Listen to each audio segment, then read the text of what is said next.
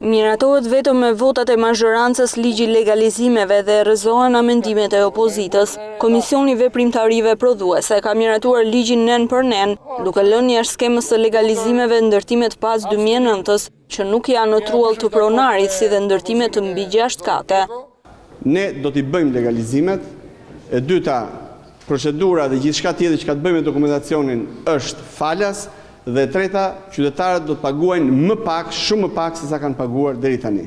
Deputeti Genc Ruli në emër të opozitës shpjegoi qëndrimin kundër për këtë projekt ligj.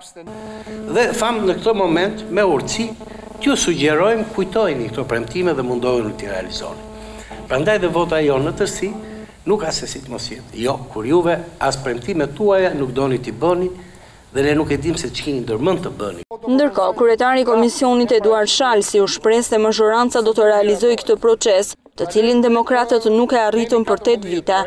Vazhdoj ta them që megjithse keni humbur zgjedhjet, megjithse keni qëndruar 8 vjet në pushtet dhe dështuat në mënyrën më spektakolare me legalizimet, edhe sot e kësaj dite nuk ka ende as një falje apo ndjesë kërkuar shqiptarëve.